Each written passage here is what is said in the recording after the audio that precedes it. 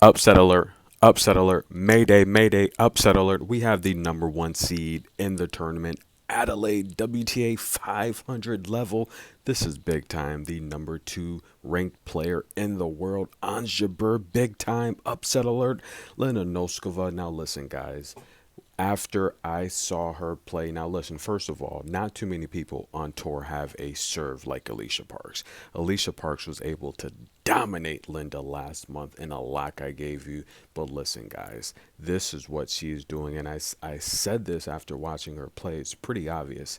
She is literally blasting fireballs, rockets, straight laser beams, heat, sinking missiles, and she's firing them at opponents' ankles, their shoelaces. They have no chance at returning it. Her angles are phenomenal. She really sits under her shot, but she's so young and youthful and athletic and strong. She mixes it up. She mixes it up towards the net. People really can't they can't keep up with her pace. She plays a very fast pace. Now, it is, I'm not going to be honest with you, it's not the cleanest tennis, much like the Fruvatova sisters. Listen, guys, the Czech Republic, they're producing some really, really top talent. We saw Magda Linette here earlier tonight, the United Cup. Look, we saw Vandrusova, the Fruvatova sisters. They're on tour right now, and kudos to their father for producing such two top teenagers. Unbelievable. He is a great father. But listen, this story is about Linda taking out Ons Jabeur. She really did a great job tonight, and looks like she got the win. The best play in this match was Ons Jabeur on the second set. Other than that, if you're watching this live match, do not touch that end game. The number was way too low for a top tier talent like Ons Jabeur. But listen, guys, look at the hit list. We got Ons Jabeur, Azarenka, Claire Liu, Noskova, also beat Kasakina, Podpova, and Kalinskaya. All top junior players or top tour players. She is pretty darn good, guys. Who is she taking on next? Sabalenka. I'm going to have a prediction for that match. I know exactly how that's going to play out. That's going to be a good match. Get your popcorn. That's going to take place Sunday. So Linda's going to have the opportunity to rest. Sabalenka's going to have the opportunity to rest. Sundays weren't made for football, guys. They were made for tennis finals, tennis championships. And how about Coco Golf? Can she get her first title? Listen, guys, I've been saying it for a while. I'm glad her handlers are finally listening.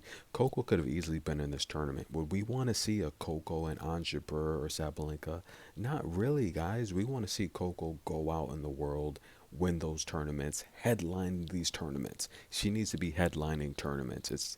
She needs to be out on her own instead of being in the shadow of Ons Jabeur and Sabalenka and all these other players. Headline your own tournaments, especially before the slams.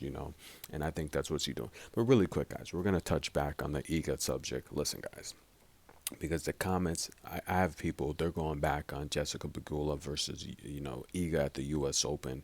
They're finding all my old videos, and the comments are ridiculous. Listen, guys, we used to do big concerts with some of the top entertainers and singers. Listen, guys, have you ever seen a professional musician do a concert without a sound check? No. If they did, it would be a horrible show, the worst show ever.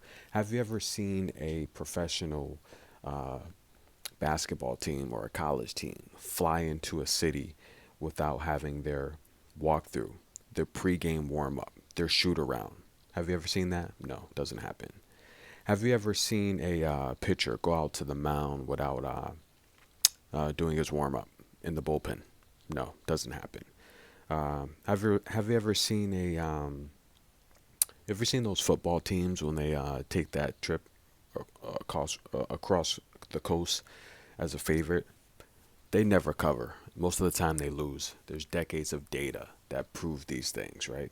Have you ever seen a boxer or a professional MMA fighter come out to the ring or octagon without warming up first, without breaking a sweat, getting loose? Yeah, when you have, they've gotten knocked out really quick, right? Have you ever seen a professional semifinal tennis match played where the opponent has to fly in and play a semifinal match without getting accustomed to the court against a top world ranked opponent. Have you ever seen that in your life? No, you have not. Iga was not crying because she lost the match. She was crying because she knows she got jerked. Okay? Now, social media nowadays is just becoming ridiculous. It's people, they played 10 times. Jessica has to win at least once. Well, I mean, if you played a semifinal without being used to the courts, do you think you would win? I said this immediately when the match started. I'm like, look, Iga's one step behind. She looks very slow. She's got the best footwork in the game. Listen, guys, you got to think outside the box. I mean, it's just, oh, Jessica, she had this great strategy. It paid off. Jessica said it herself. She said it herself. Look, I've been playing her all week. I had a chance to get accustomed to the courts. Come on, guys. This is tennis 101. You see all the upsets in tennis happen when you have qualifiers come through that have warmed up to the courts and they're playing players that are, haven't played yet on the court. That's when a lot of these upsets happen. Look at San Diego last year. Look at all those qualifiers that beat top ranked opponents. Listen, guys, come on now. Look, I'm Jessica Pegula's biggest fan, but you guys, you got to be realistic, guys. Ego was robbed and jerked. I mean, you can make any argument you want about that match, but if Jessica said it out of her own mouth, you guys trying to argue anything different is completely absurd and ridiculous. Jessica said it because she's being honest. And anyone that watches tennis knows Iga was jerked. Now, I'm done defending Iga.